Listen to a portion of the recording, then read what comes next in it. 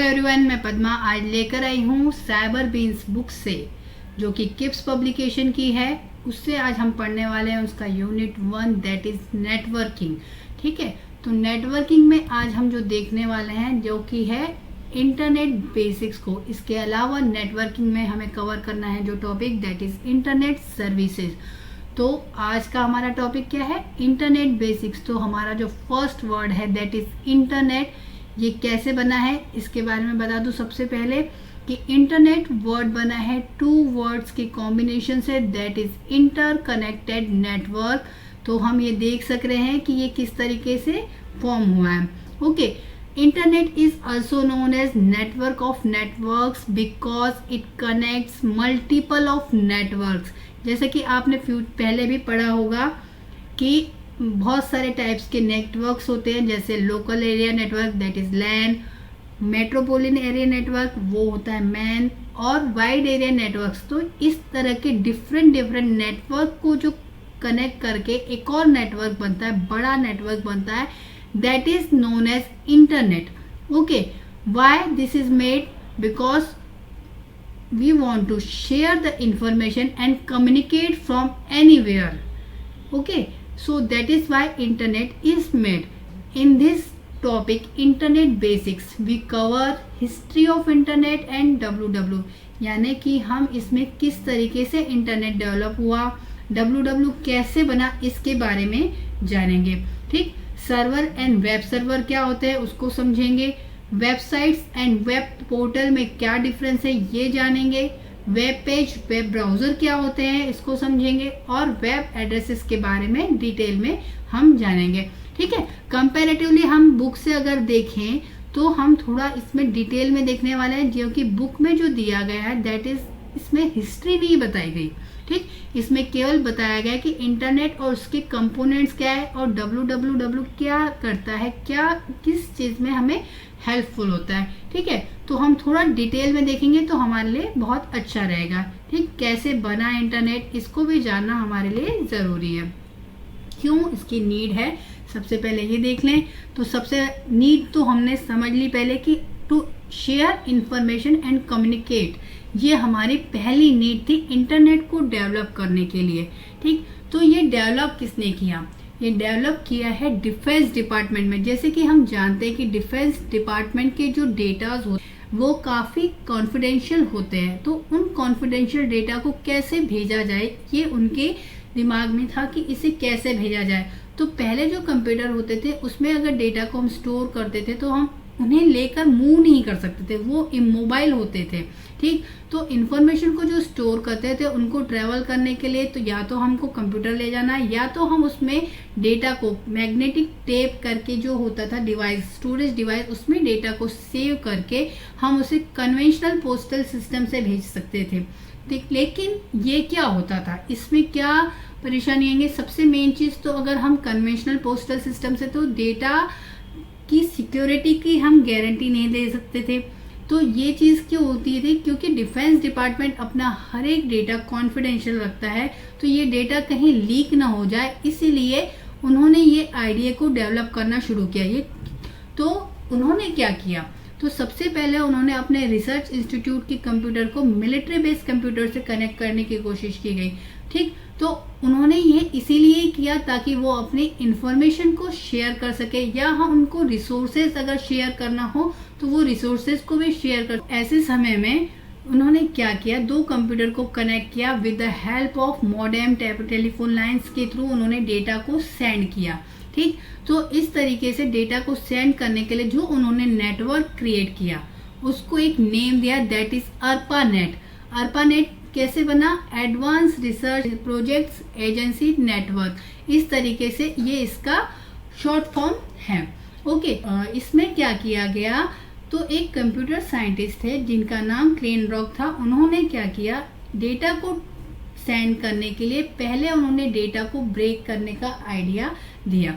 ठीक, उस डेटा को ब्रेक करके अलग अलग पाथ से उन्होंने डेटा को सेंड किया डेस्टिनेशन पर, और उस पर्टिकुलर डेस्टिनेशन पे जाके उनको रीअसेंबल करने का काम किया। ठीक, इसी को ही पैकेट स्विचिंग कहा जाता है। और जहां पे रीअसेंबलिंग होती है, रीअसेंबल करने के बाद वहां पे डेटा को सबसे पहले मैच करते, जैसे भेजा गया वैसा ही उसको कॉमनली अरेंज करते हैं। जिसे हम फिगर से समझ सकते हैं कि डेटा पहले जैसे ग्रीन ब्लू रेड ऑर्डर में जा रहा है, लेकिन ये पाथ अलग अलग ले रहा है, देखा हमने।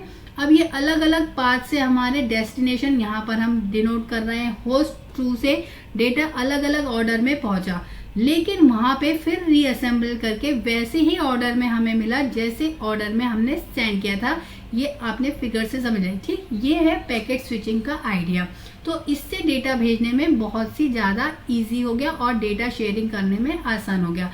लेकिन जो इन्हें भेजने के लिए जो रूल्स फॉलो होते थे, वो रूल्स हमें क्या करते थे, डिफरेंट सिस्टम के लिए अलग अलग होते थे। इसके कारण जो था कॉम्पिटेबिलिटी इश्यू आता था और डेटा शेयर करने में बहुत कॉम्प्लिकेशन क्रिएट होता था, ठीक। और ये जो प्रोटोकॉल्स थे वो हमें केवल टेक्स्ट बेस्ड डेटा को भेजने में हेल्प करते थे, ठीक है। कॉम्प्लेक्स डेटा को भेजने में बहुत इश्यूज क्रिएट होते थे। तो ये जो चीजें थी ये नॉन टेक्निकल यूजर के लिए तो बिल्कुल बहुत ज्यादा डिफिकल्ट हो जाता, वो कहाँ से कैसे नेविगेट करें यानी मूव करें, किस पेज पर कैसे जंप करें, ये उन्हें बिल्कुल समझ नहीं आता था। यानी टेक्निकल पर्सन ही इसे काम कर सकता था। तो इंटरनेट प्रोटोकॉल्स जो थे गोफर एंड FTP, ये केवल प्लेन टेक्स्ट और सिंपल फाइल को भेजने में दे रहे थे, लेकिन जो हमारी रिक्वायरमेंट थी वो हम चाहते थे कि हम मल्टीमीडिया कंटेंट भी भेजना चाहें तो हम भेज सके, हम वीडियो भेजना चाहें हम भेज सकते हैं, ऑडियो भेजना चाहें तो भी हम उसे भेज सके। तो इस आइडिया को फुलफिल करने के लिए जो कॉन्सेप्ट लाया गया that is world wide web से जाना गया, उसे शॉर्ट में आज के समय में हम वेब WWW या W3 से जानते हैं। तो इन्हीं ड्रॉबैक को दूर करने के लिए टिम बर्नर्ली ने अपने कलीग के साथ क्या किया, जो ऑटोमेटेड इंफॉर्मेशन शेयरिंग में हेल्प करे, किसके बीच में, साइंटिस्ट और इंस्टीट्यूट जो थे वर्ल्ड के, उनमें डेटा को शेयर करने में हेल्पफुल रहे। इसलिए उन्होंने इस पे वर्क स्टार्ट किया और उन्होंने डेवलप किया WWW और उसके लिए जो स्टैंडर्डाइज प्रोटोकॉल का यूज किया दैट इज HTTP, जो कि इंश्योर करता था कि डेटा बराबर से रिलायबल मेथड से उस पर्टिकुलर लोकेशन पर पहुंच जाए, ओके। तो उसके लिए जो यूज करते थे, जो पेजेस या डेटा जो जाते थे वेब पेजेस कहलाते थे और वो इंटरनेट के थ्रू ही भेजे जाते थे। और इसके लिए ही उन्होंने जो लैंग्वेज भी क्रिएट की that is HTML hypertext markup language कहलाई, और ये बहुत ज़्यादा हेल्पफुल थी। मल्टीमीडिया रिच कंटेंट को डेवलप करा उन्होंने और इसी के थ्रू ही डेटा को सेंड किया गया, जो उसमें कि मल्टीमीडिया कंटेंट में हम इमेजेस, वीडियोस और इंटरैक्टिव एलिमेंट्स भेज सकते थे। और WWW के बाद डेवलप होने के बाद ही इंटरनेट इतना पॉपुलर हुआ। तो इतने बेसिक आइडिया से हम समझ गए होंगे कि जो हमारे को पहले से इंफ्रास्ट्रक्चर इंटरनेट से मिल गया था और WWW उसी पर डेवलप किया गया, बस प्रोटोकॉल्स में चेंज करके उसे स्टैंडर्डाइज किया गया ताकि डिफरेंट सिस्टम के लिए अलग अलग से प्रोटोकॉल्स को फिर से ना बदलना पड़े, ओके। तो अगर हम बुक की तरफ मूव करेंगे तो अब हमारे को देखना है कि इंटरनेट और WWW में डिफरेंस क्या है कंपेरेटिव टू बुक। मैंने इसमें थोड़ा सा इजी लैंग्वेज का यूज करके डिफरेंस बताने की कोशिश की है। आई होप ये आप पसंद करेंगे। तो इंटरनेट और WWW का डिफरेंस, सबसे पहले मैं इंटरनेट को हम शॉर्ट में नेट भी कहते हैं और वर्ल्ड वाइड वेब यानी वेब हम शॉर्ट में कहते हैं। डेवलप कब हुआ, इन्वेंट कब हुआ, दोनों का ईयर हम ध्यान रखें तो ज्यादा बेटर रहेगा। In the year of 1969 internet is developed, okay. Web is invented in the year 1989, okay. तो सबसे पहला जो डिफरेंस हमने पहला समझा कि जो हमें इंटरनेट प्रोवाइड करता है दैट इज फिजिकल इंफ्रास्ट्रक्चर, या हम कह सकते हैं हार्डवेयर जो स्ट्रक्चर है वो हमें इंटरनेट प्रोवाइड करता है। बट उसमें जो प्रोटोकॉल्स का यूज किया that is software content is provided by world wide web, ठीक है। तो हम इसे डिफरेंस में देख सकते हैं कि internet is considered as hardware and web is considered as software oriented, okay. The next point जो हमने समझा अभी कि जो इंटरनेट है उससे क्या हुआ, मल्टीपल डिवाइसेस हमने कनेक्ट करने की कोशिश की गई थी और वेब में क्या किया गया, पीपल को कनेक्ट करने की कोशिश, यानी एक दूसरे से डेटा शेयर करने की कोशिश की गई। ठीक है, तो ये भी एक मेजर डिफरेंस है, हम ये समझ सकते हैं। ठीक, फिर इन्वेंशन से हम समझ सकते हैं कि जो इंटरनेट है वो टोटली इंडिपेंडेंट है www से। ठीक है, अगर www नहीं था तो भी इंटरनेट ऑलरेडी प्रेजेंट था, पर ऐसा इन केस ऑफ www हम नहीं कह सकते, क्योंकि जो www है वो टोटली डिपेंडेंट है किस पर, इंटरनेट पर डिपेंडेंट है, उसके सारे वर्क इंटरनेट के पर ही होते हैं।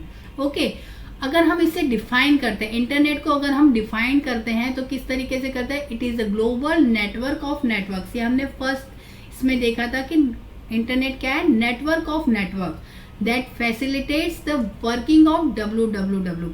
ठीक है, जो कि हमें www का वर्क फैसिलिटी प्रोवाइड करता है। ओके, ठीक, अगर हम वर्ल्ड वाइड वेब को डिफाइन करें तो कैसे कर सकते हैं, it is the collection of web pages that consist of pieces of information. ठीक है, वेब का यूज हम इंफॉर्मेशन के लिए ही करते हैं, to share data, to share information, तो वेब का यूज होता है। ठीक, अगर हम इसे देखें इनके प्रोटोकॉल के बेसिस पे, तो internet is administered by internet protocol while the world wide web is managed by HTTP। Okay, next हम देखेंगे सर्वर क्या होते हैं।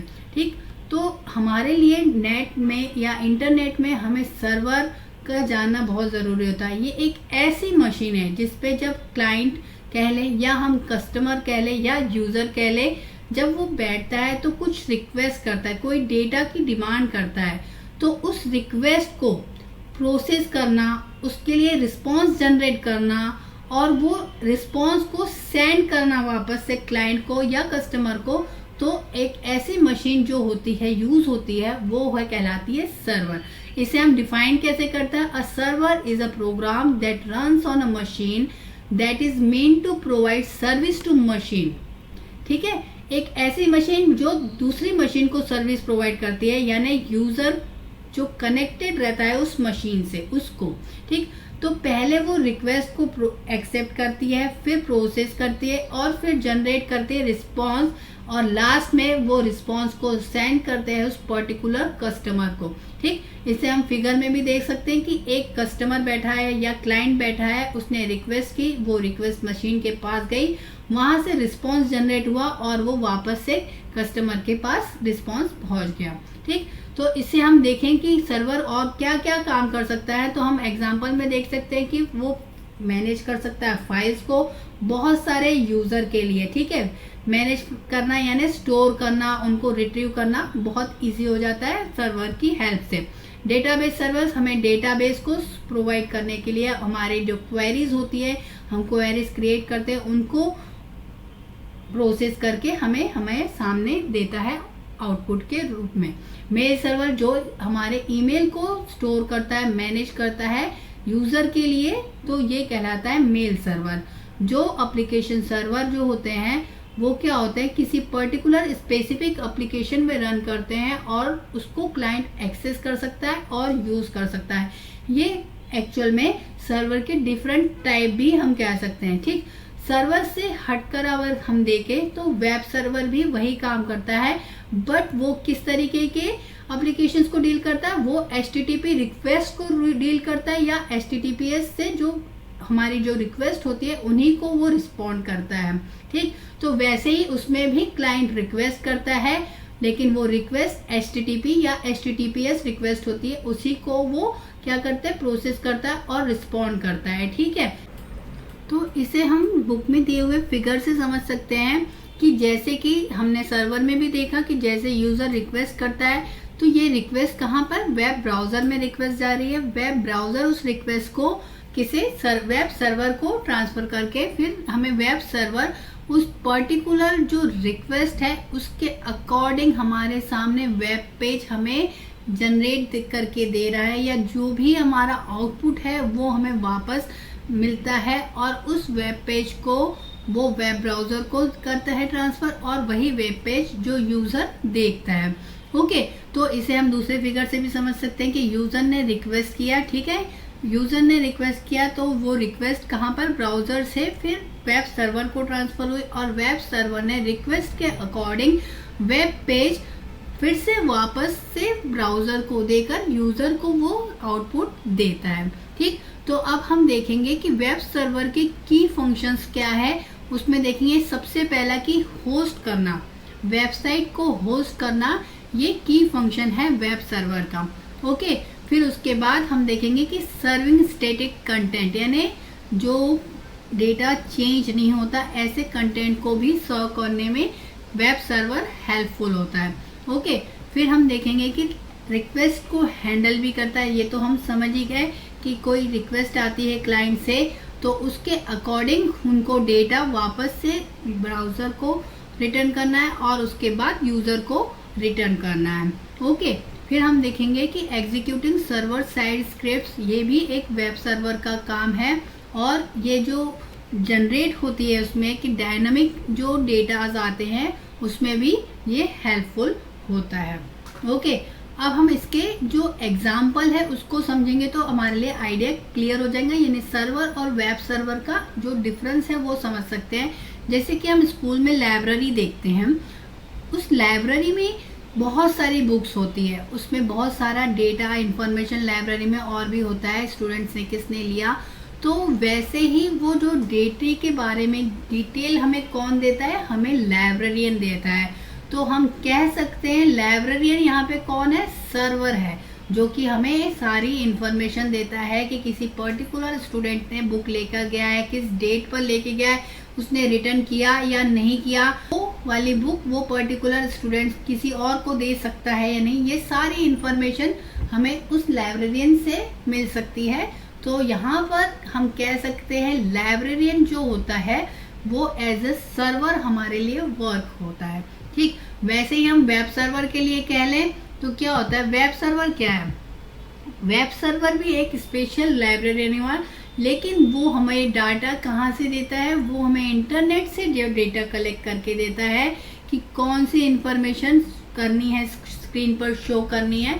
तो वैसे ही सेम वर्क होता है सर्वर और वेब सर्वर का, बट द डिफरेंस वो हमारा इंटरनली होता है वर्क और ये हमारा किस तरीके से एक्सटर्नली यानी वेब पेजेस पर होता है या इंटरनेट पे वर्क होता है। ठीक, इसके डिफरेंसेस को हम देख लें तो इसे भी मैंने बुक से थोड़ा सा अलग बनाया। अगर हम पर्पस वाइज अगर डिफरेंस देखें तो जनरल पर्पस यूज होता है सर्वर का, उसमें हमें फाइल को अरेंज करना, मैनेज करना।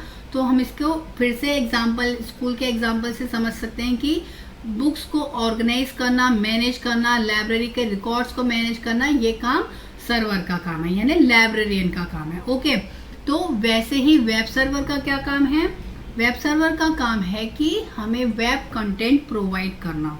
ओके, तो इस तरीके से हम देखें तो स्कूल की वेबसाइट को ले लें तो कौन देख सकता है उसको, हम देख सकते हैं कि everyone can see the school website. Okay, तो वैसे ही अब हम इंटरेक्शन की बात कर ले तो सर्वर से कौन इंटरेक्ट करता है, लाइब्रेरियन से कौन इंटरेक्ट करता है, स्टाफ करेगा या स्टूडेंट्स करेंगे। ठीक है, तो यानी इंटरनल यूजर ही उसको यूज कर सकते हैं। और अगर हम वेब सर्वर की बात करें तो कौन यूज कर सकता है, जो इंटरनेट की या हम कह सकते हैं स्कूल की जो वेबसाइट है तो वो पेरेंट भी यूज कर सकते हैं, टीचर भी यूज कर सकता है, या कोई आउटसाइडर जो उस स्कूल के बारे में जानना चाहता है तो वो भी उसको देखकर अपना आउटपुट ले सकता है। तो ये वेब सर्वर का काम है, यानी ये स्पेशल लाइब्रेरियन जो कि हमें वेब कंटेंट को प्रोवाइड कराता है एक्सटर्नल यूजर को। ठीक है, स्कूल के एक्सटर्नल यूजर को कंटेंट प्रोवाइड करना। ओके, फिर हम देखेंगे किस तरीके की रिक्वेस्ट, जो रिक्वेस्ट होती है वेरियस, यानी बुक चाहिए, बुक नहीं चाहिए, तो इस तरीके की रिक्वेस्ट जो होती है ये कौन करेगा, इंटरनली लाइब्रेरियन करता है। तो ये हम कह सकते हैं सर्वर के कौन कौन से काम हो सकते हैं, बहुत सारे काम, फाइल को मैनेज करना, ईमेल को मैनेज करना, डेटाबेस को मैनेज करके रखना, अरेंज करना, ऑर्गेनाइज करना फाइल्स को, ये सब काम किसका रहेगा, लाइब्रेरियन का या सर्वर का हम कह सकते हैं। ठीक है, वैसे ही वेब सर्वर कौन सी रिक्वेस्ट करता है ये हमने अभी समझा था कि केवल HTTP रिक्वेस्ट को ही डील करते हैं या HTTPS रिक्वेस्ट को ही हम या वेब सर्वर के लिए कह सकते हैं। अब कंटेंट डिलीवरी, कंटेंट डिलीवरी यानी किस तरीके के डेटा लाइब्रेरी लेता है, फाइल्स, डेटाबेस, तो वही आउटपुट में हमें भी वही आउटपुट मिलेगा। ठीक, वैसे ही अगर HTTPS रिक्वेस्ट अगर एक्सेप्ट कर रहे हैं तो आउटपुट में क्या मिलेगा,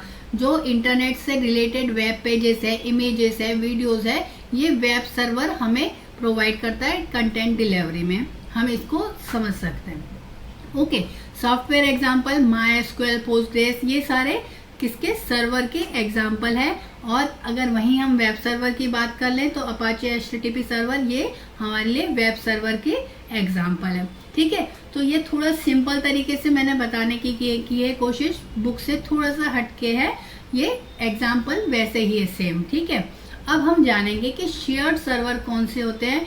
जब हम सर्वर को शेयर करते हैं, ठीक है, शेयर करना यानी किसी भी अगर डिवाइस को हम शेयर कर रहे हैं तो वो कहलाते हैं शेयर्ड सर्विस। ठीक है, जैसे स्टोरेज को हम शेयर कर रहे हैं, प्रोसेसिंग पावर को, CPU को शेयर करते हैं तो वो कहलाते हैं शेयर्ड सर्वर। ठीक है, जैसे कि हम एग्जांपल में समझ सकते हैं, कौन सा एग्जांपल, जैसे कि लाइब्रेरी कौन यूज कर सकता है, स्टूडेंट, सारे स्टूडेंट यूज कर सकते हैं। तो एक अगर बुक स्कूल में अगर कोई बुक, 2 बुक है और वो 2 बुक किसी स्टूडेंट्स ले गए हैं ऑलरेडी से, तो तीसरे स्टूडेंट्स को वो बुक अवेलेबल नहीं होगी। ठीक है, यहाँ शेयरिंग हो रही है। जब वो पहले 2 स्टूडेंट रिटर्न कर देंगे उनमें से कोई, तभी तीसरे को वो बुक अवेलेबल होगी। ठीक है, वैसे ही स्कूल बस में भी जो पहले आएगा बस में बैठेगा स्टूडेंट, वो वहां पर बैठ सकता है, फिर अगर कोई जो बाद में आएगा उसको खड़े रहना होगा, इस तरीके से हम कह सकते हैं। तो यहाँ पे शेयरिंग हो रही है सीट की, या हम कह सकते हैं बस की शेयरिंग हो रही है। ठीक, अगर हम इसका वेब एग्जाम्पल देख लें या शेयर्ड वेब सर्वर का एग्जाम्पल देख लें, तो अभी अवेलेबल जो है वो ब्लू होस्ट शेयर्ड होस्टिंग है और GoDaddy शेयर्ड होस्टिंग है, जो कि अपने रिसोर्सेज को शेयर करते हैं, या हम बहुत सारे डेटास को देख सकते हैं वहाँ पे शेयर होते हैं। ओके, अगर हम डेडिकेटेड सर्वर की बात करें तो डेडिकेटेड सर्वर यानी किसी पर्टिकुलर एक ही यूजर के लिए होता है या एक ही ऑर्गेनाइजेशन के लिए वो वर्क करता है। ठीक है, उसको शेयर करने की जरूरत नहीं होती।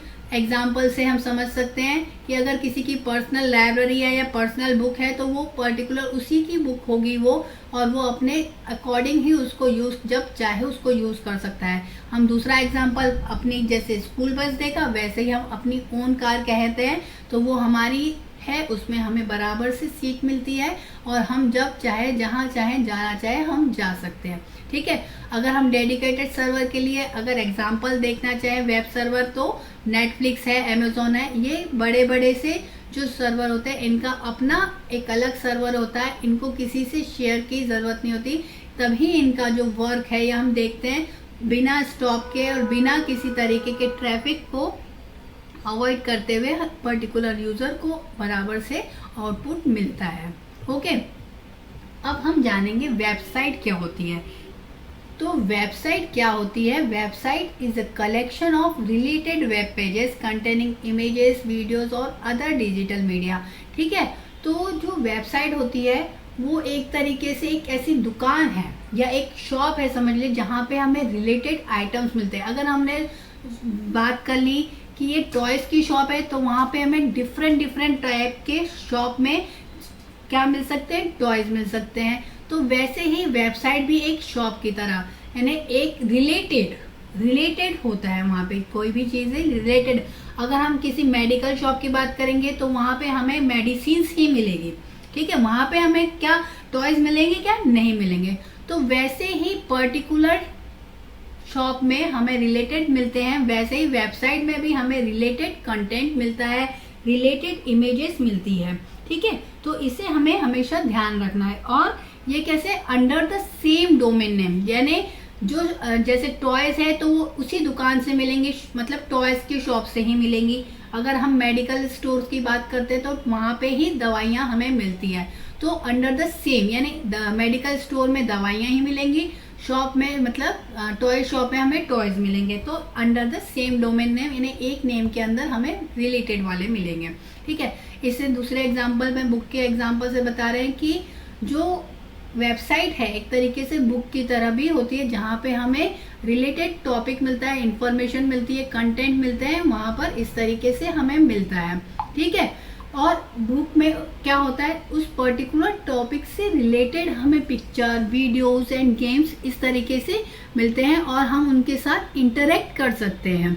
ओके, फिर हम इसके देखेंगे कि एग्जाम्पल में हम देख ले कि स्कूल की जो वेबसाइट होती है उसमें हमें डिफरेंट सेक्शंस मिलते हैं। जैसे कि पहले अगर हमने अबाउट का अस कहा तो वहाँ पे हमें स्कूल से रिलेटेड उसकी हिस्ट्री के बारे में, उनका मिशन, इनके बारे में हमें इंफॉर्मेशन मिल जाती है। फिर एडमिशन से रिलेटेड में इंफॉर्मेशन चाहिए तो हम एडमिशन पे क्लिक करेंगे तो हमें उस पर एडमिशन के बारे में डिटेल मिल जाएंगी। स्कूल में कौन कौन से इवेंट होते हैं तो हम इवेंट ऑप्शन पे क्लिक करेंगे तो हमें उसके बारे में डिटेल मिल जाएंगी। और कांटेक्ट अस में हमें स्कूल से किस तरीके से हम कांटेक्ट कर सकते हैं, टच कर सकते हैं, तो उसके बारे में हमें डिटेल मिल जाती है।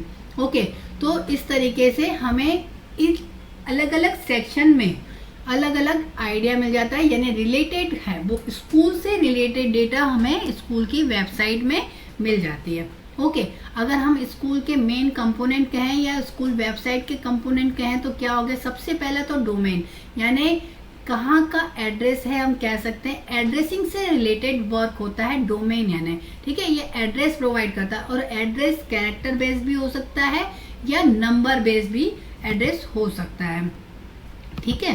फिर जो कैरेक्टर बेस्ड एड्रेस होता है वो कहलाता है डोमेन नेम, और जो नंबर बेस्ड होता है वो कहलाता है आईपी एड्रेस। ओके, फिर इसमें एग्जांपल देख लेंगे कि अगर पेंटिंग अगर एग्जीबिशन लग रही है तो हमें उसका जो बिल्डिंग है उसको हम कह सकते हैं उसका डोमेन, यानी पेंटिंग का जो डोमेन है वो बिल्डिंग कहलाएंगी जहां पर जो वो एग्जीबिशन लगने वाली है, ठीक है। नेक्स्ट है साइट फाइल्स, यानी जो भी रिलेटेड कंटेंट है हमारे उस एग्जीबिशन से तो ये कहलाती है साइट फाइल्स, यानी हम हमारी पेंटिंग्स को कह सकते हैं जो एग्जीबिशन लगा रहे हैं वो हमारा साइट फाइल्स होगी। वेब होस्ट की बात कर ले तो जो स्पेस प्रोवाइड किया रहता है इंटरनेट पे तो वो कहलाता है हमारा वेब होस्ट, जो कि वेबसाइट को मेंटेन करने के लिए यूज करते हैं।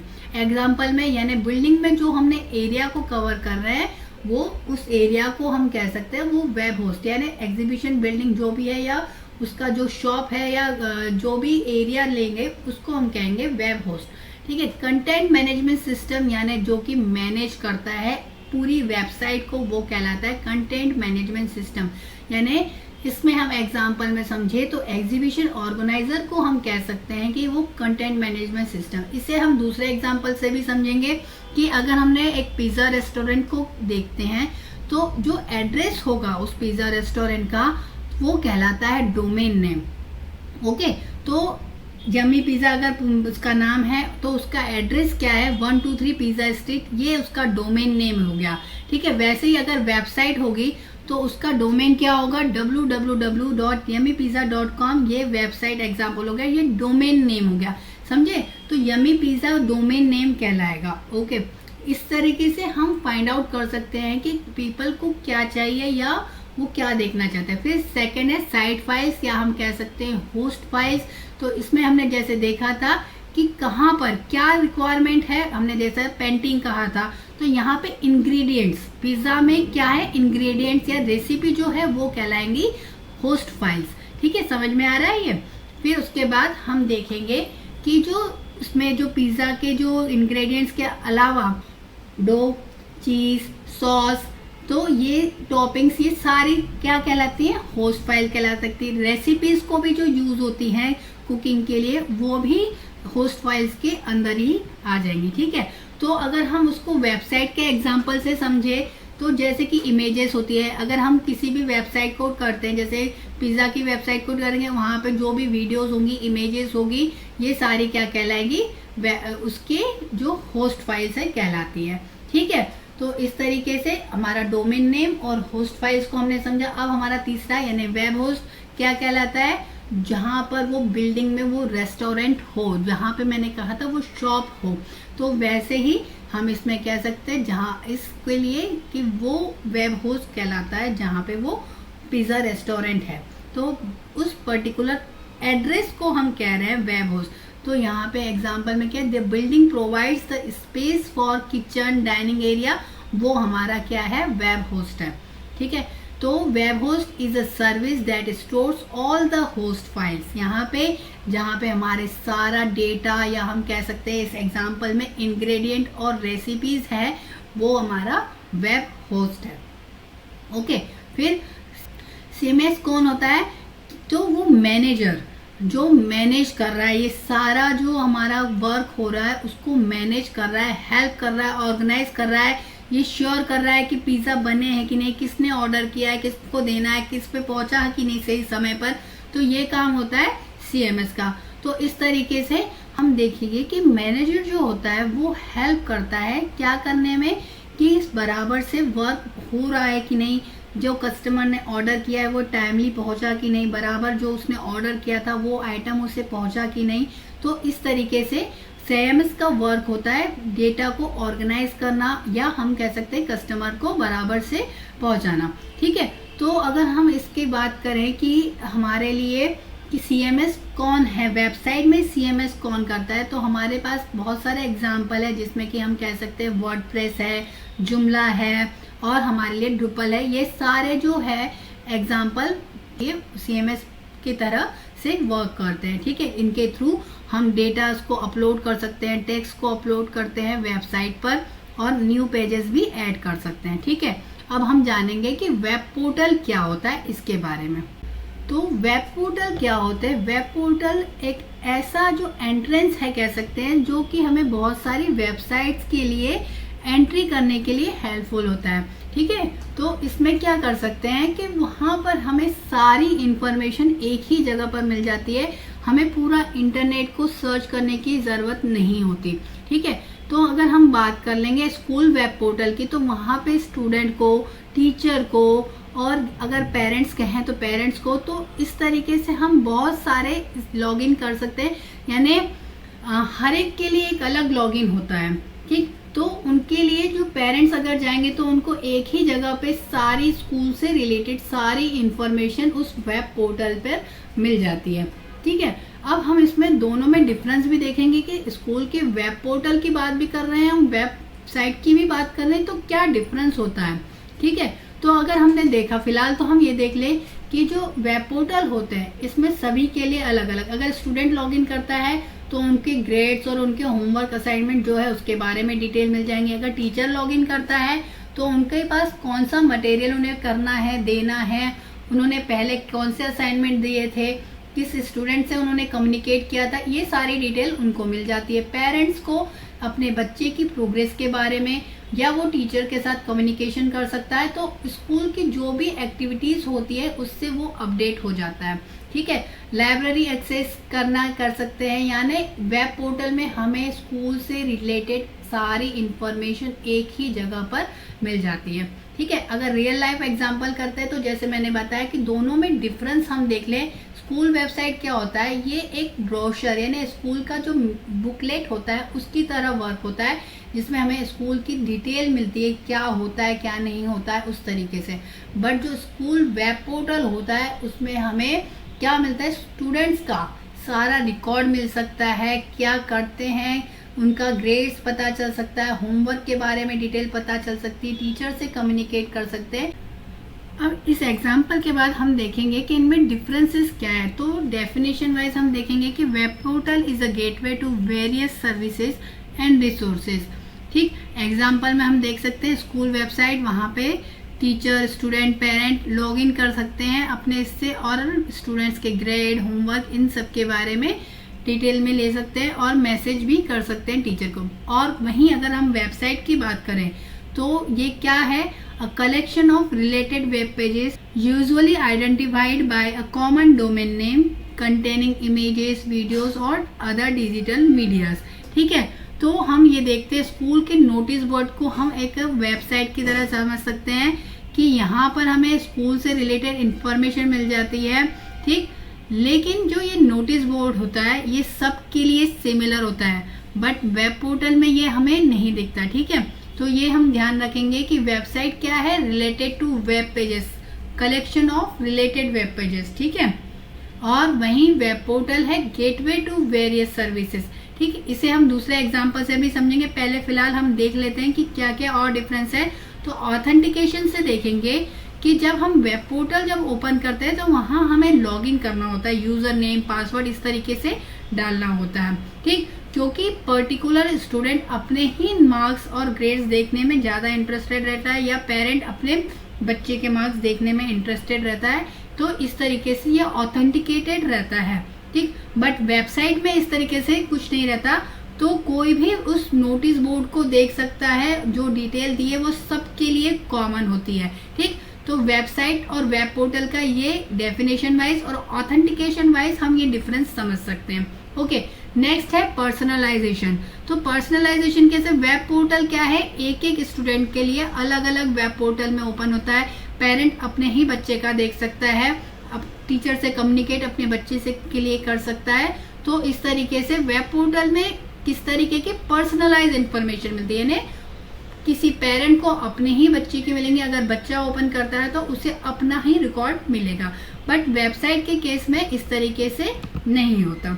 ठीक है, फिर अगर हम कह लें कि website is provides extensive content to fulfil needs of a wide range of user, यानी कॉमन रेंज होता है इसलिए इसे वाइड रेंज ऑफ यूजर से बताया गया है। ठीक है, तो जैसे हमने एग्जांपल समझा है स्कूल के नोटिस बोर्ड को, तो ये क्या सेम इंफॉर्मेशन सभी को देता है और ये चेंज नहीं करता कि कोई पर्टिकुलर स्टूडेंट देख रहा है, किसी पर्टिकुलर स्टूडेंट का अगर हम नाम ले लें तो वो देख रहा है तो उसके लिए अलग, और कोई दूसरा देख रहा है तो उसके लिए अलग। तो नोटिस बोर्ड में इस तरीके से इंफॉर्मेशन नहीं होती, या हम कह सकते हैं वेबसाइट में सबके लिए कॉमन इंफॉर्मेशन ही होती है। ठीक है, वहां पर पर्सनलाइजेशन नहीं होता। कस्टमाइजेशन, तो वेब पोर्टल में क्या कर सकते हैं, हमें कस्टमाइज करने के लिए ऑप्शन होता है। ठीक है, कैसे कर सकते हैं, इसको एग्जाम्पल से ही ज्यादातर समझेंगे तो हमें इजी हो जाएगा कि अगर हम किसी वेब पोर्टल को ओपन करते हैं तो हमें जो पसंद हो वो चीज हमें पहले नजर आती है। जिसे हम एग्जाम्पल में समझ सकते हैं, अगर हम यूट्यूब ओपन करते हैं या हम कोई भी जो ओपन करते हैं, फेसबुक में हम ओपन करते हैं, तो हमें क्या नजर आता है, जो चीज हम पसंद करते हैं तो वो हमारे अकॉर्डिंग ही हमें उसमें वो दिखाई देते हैं, चाहे वो वीडियो हो, इमेजेस हो, तो हम जो देखते हैं उसी से ज्यादा रिलेटेड हमें वो ऑप्शन में या हमारे नेक्स्ट इसमें हमें नजर आता है। पर वेबसाइट के केस में ऐसा नहीं होता, जो भी एलिमेंट हम एक बार देखें वो सबके लिए एक जैसा ही रहता है, वो कस्टमाइजेबल नहीं होता। ठीक है, तो इसमें देख सकते हैं, हम कह सकते हैं कि नोटिस बोर्ड को हम चेंज नहीं कर सकते, ये सबके लिए सिमिलर है, इसको भी हम एग्जाम्पल से समझ लिया। ओके, फिर लिंकेज। अब लिंकेज में हम क्या कह सकते हैं, जो वेब पोर्टल होते हैं उसको करते हैं इंटीग्रेट या लिंक कर सकते हैं अदर रिसोर्सेज या हम अदर सर्विसेज से। एग्जाम्पल से हम समझेंगे तो हमें समझ में आएगा, the special school website connects all your school activities in one place. ठीक है, जो भी हम एक्टिविटीज करते हैं स्कूल में तो वो हमको एक जगह पर ही सारी मिल जाती है, हमारा होमवर्क हो, हमारे ग्रेड्स हो या हमारे वर्चुअल क्लासरूम के जो डिटेल हो वो सारी हमें उसमें मिल जाती है, वो सारी लिंक वहां पे हमें मिल जाती है। ठीक है, और वेबसाइट के इसमें क्या कहेंगे हम, it is generally link to own web pages, यानी वेबसाइट तो क्या है, कलेक्शन ऑफ वेब पेजेस हमने देखा। तो हमें क्या होता है इसमें कि तो नोटिस बोर्ड में ना डिफरेंट स्कूल की एक्टिविटीज लिखी होती है, पर ये डायरेक्टली उस एक्टिविटी से कनेक्टेड नहीं होता। ठीक है, यहाँ पे हम कह सकते हैं वेब पोर्टल में लिंक हमारी जो एक्टिविटी से कनेक्टेड है, चाहे हमारा होमवर्क ग्रेड ये कनेक्टेड है। ठीक, वेबसाइट में ऐसा नहीं होता। फिर हम एग्जांपल देख ले कि हमारा जो वेब पोर्टल है, एक माई स्कूल ऐप करके पोर्टल है, उसमें हमें सारी डिटेल्स मिलती है, हमारे मैसेजेस मिल जाएंगे, हम उसमें ऑनलाइन क्लासेस कैसे एक्सेस कर सकते हैं, उसमें होमवर्क मिल जाएगा, हमारे ग्रेड्स मिल जाते हैं। तो इस तरीके के सारे जो वर्क है हमें हमारे वेब पोर्टल में पर्सनलाइज रूप में हमें मिल जाते हैं। और वेबसाइट में क्या होता है, तो स्कूल की जो वेबसाइट होती है उसमें हमें केवल जनरल इंफॉर्मेशन मिलती है, जैसे स्कूल की न्यूज़ है या उनमें कांटेक्ट कैसे कर सकते हैं, जैसे हमने स्टार्टिंग में देखा था कि अबाउट अस इंफॉर्मेशन, ये सब हमने स्टार्टिंग में देखा। तो वेबसाइट में इस तरीके से हमें इंफॉर्मेशन मिलती है। ठीक है, तो ये डिफरेंस जाने के बाद हम हमारे नेक्स्ट टॉपिक पर मूव करते हैं, जो कि है वेब पेज। वेब पेज, इसके नेम से हमें पता चलता है ये एक जो ऐसा पेज है जो हमें इंटरनेट पे अवेलेबल होता है। तो हम इसे कह सकते हैं कि ये डिजिटल पेज भी है जो कि रिलेटेड टू पर्टिकुलर वेबसाइट होता है। ठीक है, अगर हम वेबसाइट की डेफिनेशन को याद करें तो हमें ध्यान में है कि it is a collection of web pages. ठीक है, तो वेब पेजेस जो होते हैं उसमें हमें हर एक पेज में हमें एक इंफॉर्मेशन मिलती है, जिसमें कि हम इंफॉर्मेशन आइदर टेक्स्ट फॉर्म में देंगे, इमेजेस देंगे, उसमें वीडियोस दे सकते हैं, हम उसमें लिंक्स भी दे सकते हैं। ठीक है, हम उसके अभी स्ट्रक्चर भी हम इसका वेब पेज का देखेंगे। ठीक, तो फिलहाल हम देख लेते हैं कि कंटेंट क्या होते हैं। मेनली वेब पेज के हाइपर टेक्स्ट होते हैं, हाइपर लिंक होते हैं एंड द सोर्स कोड। तो हाइपर टेक्स्ट हम किसे कहते हैं? हाइपर टेक्स्ट ऐसा जो टेक्स्ट होता है जब हम उस पर हमारा कर्सर मूव करते हैं तो हमें वो हैंड लाइक स्ट्रक्चर दिखाई देता है। ऐसा आपने कई बार देखा होगा, जब वेबसाइट ओपन करते हैं तो हमें ऐसे ब्लू कलर का अंडरलाइन एक टेक्स्ट दिखता है, that is known as hypertext. ठीक है, और हाइपर लिंक किसे कहते हैं? वो जब टेक्स्ट पे हम मूव करते हैं और क्लिक करते हैं तो हमें एक पेज से दूसरे पेज पर या हम एक लोकेशन से दूसरी लोकेशन पर जंप कर जाते हैं, दैट इज हाइपर लिंक। यानी इंटरनली उसमें वर्क हो रहा है कि हमें जंप करना है या हमें नेक्स्ट पेज पर मूव करना है, तो वो कहलाता है लिंक। वहां पे लिंकिंग हो रही है। ओके, ये ध्यान में रखना है कि हाइपर टेक्स्ट और हाइपर लिंक में क्या डिफरेंस है, ये ध्यान में रखना है। ठीक है, फिर हम कहेंगे कि हमारा सोर्स कोड क्या होता है। सोर्स कोड एक्चुअल इंफॉर्मेशन जो हम उस पेज में देना चाहते हैं वो होता है सोर्स कोड। वो आइदर हम HTML में दे दें या हम उसमें CSS दे दें या जावास्क्रिप्ट से हम उसमें वो इंस्ट्रक्शन या इंफॉर्मेशन दे सकते हैं। ठीक है, फिर हम देखेंगे कि components of a web page क्या है। ठीक, कंपोनेंट्स में क्या देखेंगे कि a web page is made up of different parts that work together. ठीक, ये तो हम समझ में आता है कि पेज में बहुत सारे पार्ट्स होते हैं और उनको कलेक्टिवली हम कहते हैं वेब पेज। और उसके मेन कंटेंट्स कौन कौन से? Title, header, navigation menu, main content, images, videos and links, footer. अगर हम एक वेब पेज को मैंने कॉपी करके रखा है, उसमें हम एक एक कंटेंट को डिटेल में देखते हैं। ये एक वेब पेज है, इसमें अगर हमें देखना है नंबर 1 पे हमें क्या शो हो रहा है? टाइटल शो हो रहा है। ठीक है, मैं इसको एनलार्ज करके बताती हूँ। जैसे यहाँ पे नंबर 1 पे हम दिख रहा है कि हमने एक वेबसाइट ओपन की है, जो टाइटल में 1 पे रिप्रेजेंट कर रहे हैं वो हमारा वेब पेज है। ठीक, उसके बाद सेकंड नंबर पे हमें क्या दिख रहा है? सेकंड नंबर पे हमें www. फिर जो भी उस वेबसाइट का नेम है, डोमेन नेम जो भी है वो लिखा है, तो ये हमारा हो गया वेब एड्रेस। ठीक है, इसके बाद जो 3 नंबर पे दिख रहा है वो हमें ब्रेड क्रम्ब दिख रहा है, मतलब यानी हमें उस लोकेशन पे पहुंचाता है या हमारा होम पेज है और कहाँ से हम कहाँ जंप कर रहे हैं इसके बारे में फिर हमें जो 4th नंबर पे दिखाई दे रहा है ये हमें क्या बता रहा है कि हम कौन से साइट या क्या एरिया में है, कौन से एरिया में हम काम कर रहे हैं। जैसे कि हम इसमें देख सकते हैं एरो से कि कॉस्ट एंड फाइनेंशियल एड पर हम वर्क करें, ये हमको ये शो करता है कौन से एरिया में है, लोकेशन हमें ये बताता है। ठीक है, नंबर 5 ये हमें नेविगेशन यानी मूव करने के लिए लिंक्स प्रोवाइड करता है। जो 6 नंबर पे रिप्रेजेंट हो रहा है ये हमारा हेडिंग कह सकते हैं, कंटेंट हेडिंग है ये। तो इसको हम हमारा जो भी टॉपिक है उसका जो हेडिंग है ये है 6 नंबर पे, और 7 नंबर पे हमारा कंटेंट है, मेन कंटेंट हमारा नजर आ रहा है। 8 नंबर पे इमेजेस है, इस तरीके से हम कोई भी इमेज भी हम अपलोड कर सकते हैं वेब पेज पर। और 9 नंबर पे हमें क्या दिख रहा है, फिर से लिंक्स दिख रही है, ये हमारा राइट कॉलम है। जैसे हमने 5 नंबर पे देखा था वैसे ही हमें 9 नंबर पे भी ये लिंक नजर आ रही है। ठीक है, तो ये हमारे कंपोनेंट्स है वेब पेज के। तो ये इस तरीके से हम बता सकते हैं, कोई भी एक वेबसाइट बनाकर या देखकर हम उसमें इनके नेम बता सकते हैं। और लास्ट में हमें फूटर नहीं भूलना चाहिए, हमारा फूटर क्या है और हेडर क्या है। हर एक वेबसाइट में एक टॉप पर जो हेडिंग है वो कॉमन होती है, तो ये चीज कहलाता है हेडर, और नीचे जो फूटर है वो हमारा वेबसाइट के एंड में होता है। ओके, फिर हम कहेंगे वर्किंग कैसे होती है।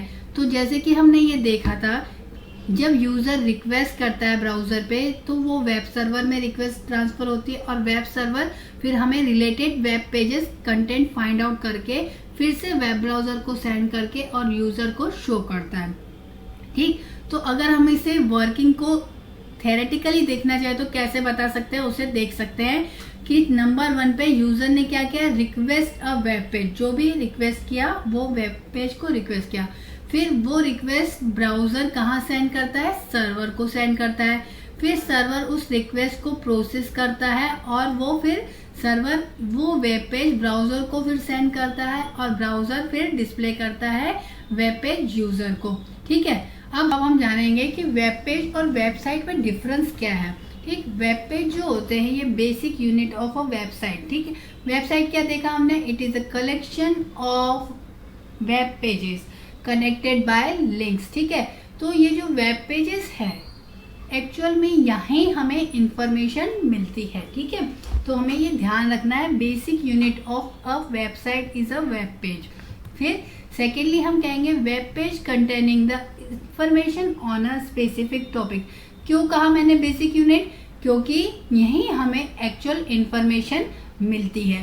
ठीक, और वेबसाइट क्या है, वो हमें सब्जेक्ट की इंफॉर्मेशन देता है। जैसे कि अगर हमने कोई सब्जेक्ट ले लिया, कोई भी सब्जेक्ट ले लेते, अगर हमने ले ली साइंस की बात कर ली तो साइंस एक सब्जेक्ट हुआ, अगर उसमें अगर हमने बात कर ली तो थर्मोडायनामिक्स स्पेसिफिक टॉपिक हो गया।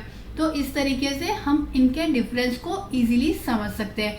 वेब पेज क्या है, सिमिलर टू बुक पेज होता है और वैसे ही वेबसाइट एक बुक की तरह होता है। ठीक, और जो सेवरल वेब पेजेस होते हैं उसमें हमें क्या क्या इंफॉर्मेशन मिल सकती है, उसमें हमें about us, contact us, testimonials, product, services, ये हमें कहाँ मिलती है, ये हमें सारी इंफॉर्मेशन वेब पेज पर ही मिलती है। और a website just have a home page और it may have other web pages in addition to home page. ठीक है, तो वेबसाइट में हमें होम पेज भी मिलता है और मल्टीपल वेब पेजेस भी मिलते हैं। ठीक, और जो वेब पेजेस होते हैं हमें ये ध्यान रखना है कि हर एक वेब पेजेस का एक यूनिक वेब एड्रेस होता है, यानी URL होता है, ये हमें ध्यान रखना है। ठीक, जैसे किसी बुक में हम किसी पर्टिकुलर टॉपिक को अगर फाइंड आउट करना चाहते हैं, जैसे हम उसे इंडेक्स में कहाँ से सर्च करते हैं, उसके पेज नंबर से सर्च करते हैं, तो हमें पेज नंबर, हर एक पेज एक पेज नंबर से आइडेंटिफाई होता है। वैसे ही वेब पेज का भी एक अपना एक अलग एड्रेस होता है, ये हमें ध्यान रखना है। ठीक, और वेबसाइट यानी एक ही डोमेन नेम होता है। कोई भी बुक ले, साइंस की बुक का जो मैंने एग्जांपल लिया, साइंस की बुक यानी साइंस की बुक, उसमें हमें कोई अलग अलग थर्मोडायनेमिक्स तो एक अलग चैप्टर हो गया, तो उसका एक अलग वेब पेज होगा, उसका पेज अलग होगा। और वैसे ही अगर हम उसमें मोशन की बात कर लें या हम उसमें लाइट की बात कर लें तो वो अलग चैप्टर हो जाते हैं या उनके अलग पेज नंबर होते हैं। ठीक है, ये ध्यान रखना है वेब पेज और वेबसाइट के डिफरेंस इस तरीके से बुक और बुक के एग्जाम्पल से।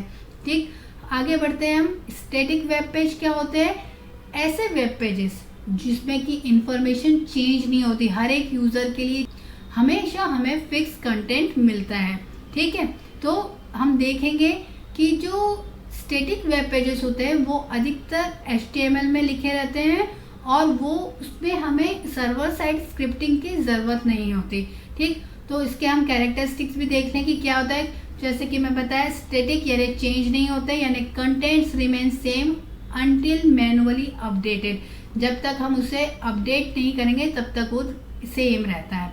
ठीक है, और ये इजियर एंड फास्टर डेवलप कर सकते हैं इसे, इसमें हमें चेंजिंग नहीं करना, तो जो लिखना है एज इट इज़ हमें अपीयर होगा, तो ये इजी भी रहता है। फिर हम इंटरेक्शन नहीं करते इसमें डेटाबेस से, तो हमारा ये इसलिए भी फास्ट हो जाता है काम इसमें।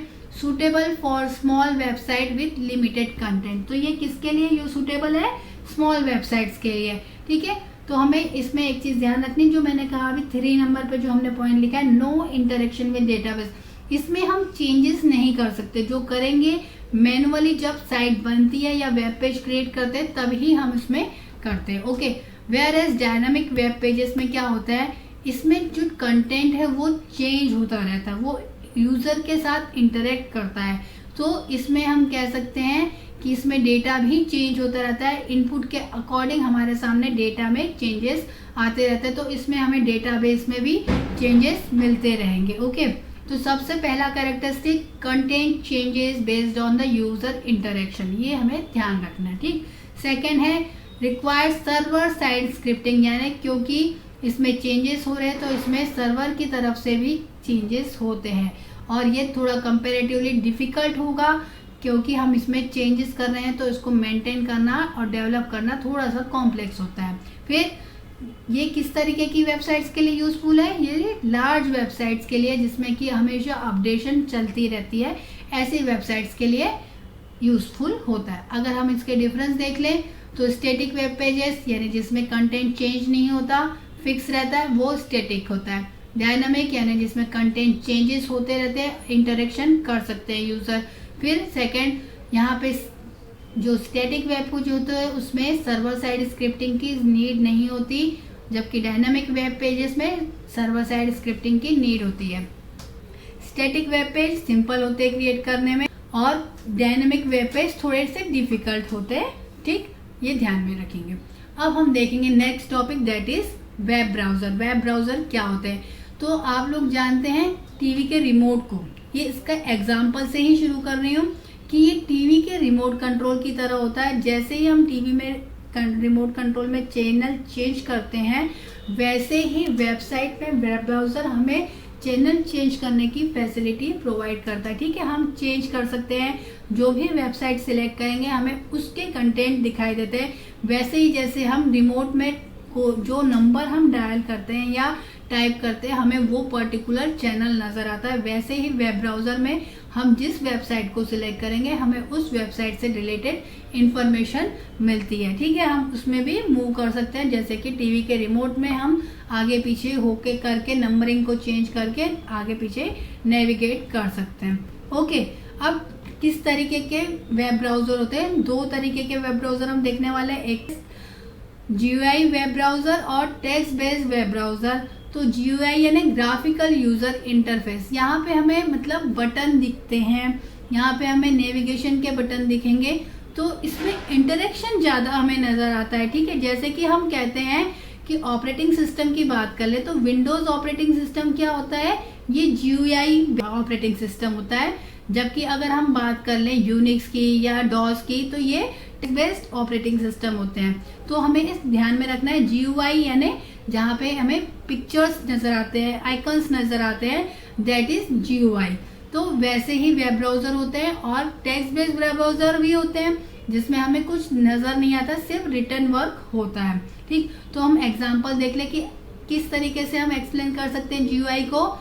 एक ऐसा मैप की तरह जहाँ पे हमें बटन दिखाई देते हैं, पिक्चर दिखाई देते हैं, जैसे ही हम वहाँ पे क्लिक करेंगे तो हमें वो मूव करेगा। ठीक है, तो इस तरीके से वेब ब्राउजर हमें कहाँ बटन को प्रेस करने से मूव करने की फैसिलिटी प्रोवाइड करता है और हमें ये बहुत अट्रैक्टिव लगता है। और वैसे ही टेक्स्ट बेस्ड का कहा है जिसमें कि हमें रिटर्न फॉर्म में कंटेंट मिलता है। ठीक है, तो ये उतना अट्रैक्टिव तो नहीं होता, पर इसमें हमें डिटेल ज़्यादा मिलती है और हम अपने पॉइंट पे टू द पॉइंट हम कलेक्ट रहते हैं, उसमें हम इधर उधर भटक सकते हैं। GUI बेस्ड में हम हमारा ध्यान भटक सकता है, पर हमारा जो टेक्स्ट बेस्ड वेब ब्राउजर होता है इसमें हम सिमिलरली उसी कंटेंट पे मूव करेंगे, जो हमारे कंटेंट हमारा पढ़ना है, हमें इंटरेस्टिंग लगता है, उसी कंटेंट पे हम मूव करते हैं। ठीक है, तो ये टेक्स्ट बेस्ड वेब ब्राउजर के लिए हम कह सकते हैं ये एक ऐसी बुक की तरह होती है जहाँ पे हमें एक्चुअल में फैक्ट्स पता चलते हैं जिसके भी बारे में हम जानना चाहते हैं, चाहे वो एनिमल हो, प्लेनेट हो या किसी भी तरीके की इंफॉर्मेशन हमें उस टेक्स्ट बेस्ड वेब ब्राउजर से मिलती है। ठीक है, अगर हम देखें कि इसमें से कौन सा ज़्यादा यूजफुल है तो हम देखेंगे कि हमारे लिए ये दोनों ही वेब ब्राउजर बहुत ही यूजफुल है, क्योंकि एक में हमें कलरफुल पिक्चर्स मिल रही है और एक में हमें इंफॉर्मेशन मिल रही है बहुत सारी इंटरेस्टिंग स्टोरीज और फैक्ट्स के रूप में। Topic that is web address या हम कहेंगे URL क्या होता है। जैसे मैंने कहा कि हमारा हर एक पेज का एक अपना अलग URL होता है, तो ये कैसे होता है, जैसे कि हम कह सकते हैं हर एक जगह का, हर एक पेज का एक नंबर होता है, वैसे ही वेब पेज का भी एक एड्रेस होता है। एड्रेस सिंपल हमारे जो घर का लोकेशन होता है उसी तरीके से इसमें काम होता है।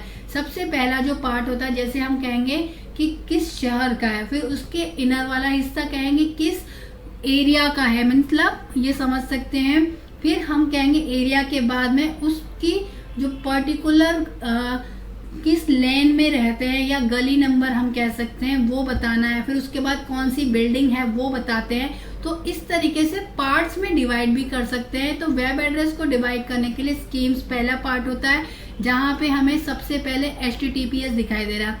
तो इन जनरल आजकल हम HTTPS ही दिखते हैं, लेकिन हम पहले इसमें मेल टू, FTP इस तरीके की स्कीम भी हुआ करती थी। अब डोमेन नेम, ठीक है, डोमेन नेम में उस पर्टिकुलर वेबसाइट का नेम क्या है, किस नेम से उसमें वर्क हो रहा है, तो हम ये देख सकते हैं। तो butterflyworld.com ये उसका नेम होता है। ओके, इसके बाद जो थर्ड है उसमें पाथ, जैसे पाथ हमको एग्जैक्ट पेज नंबर बताता है, वैसे ही ये वेब पेज का हमें एग्जैक्ट लोकेशन बताता है कि उस वेब पेज में क्या है। तो सिमिलर टू हमारे एड्रेस की तरह ही होता है, इसको हम समझ सकते हैं। ठीक है, तो अब हम देखेंगे कि हमारे पास डिफरेंट टाइप के डोमेन नेम भी होते हैं। ठीक, इसको हम फिगर में भी देख सकते हैं, हमारे URL स्ट्रक्चर को किस तरीके से डिवाइड किया गया है। पहले HTTPS दिखाई दे रहा है, फिर उसके बाद www ये एक सब डोमेन नेम हुआ।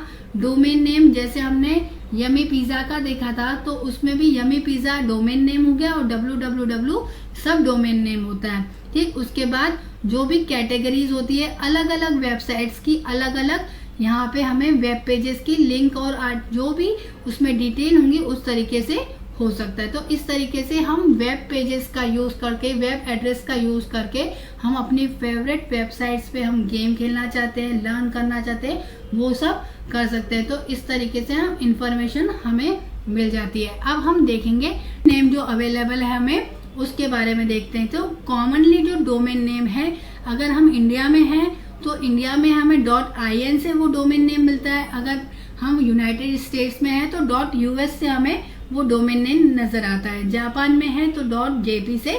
इस तरीके से अलग अलग कंट्रीज के डोमेन नेम में उसका नेम होता है। .uk, .fr इस तरीके से, .pk, तो इस तरीके से हमारे उन डोमेन नेम होते हैं। ओके, तो अगर हम देखें डोमेन के एक्सटेंशन में भी हम देख रहे हैं फिगर में .com, .int, गवर्नमेंट, तो ये किस तरीके के एंटिटी किस तरीके की है। अगर कमर्शियल है तो .com है, अगर इंटरनेशनल ऑर्गेनाइजेशन है तो .int का यूज करते हैं, गवर्नमेंट है तो .gov का यूज होता है, नेटवर्क है तो .net, इस तरीके का एक्सटेंशन यूज करके हमारे डोमेन में वर्क होता है। ठीक, तो बुक के अभी हमने इतने टॉपिक कंप्लीट किए। अब तो ये जो नेक्स्ट टॉपिक है HTML, ये हम दूसरे वीडियो में कवर करेंगे। अभी के लिए ये चैप्टर बस इतना ही।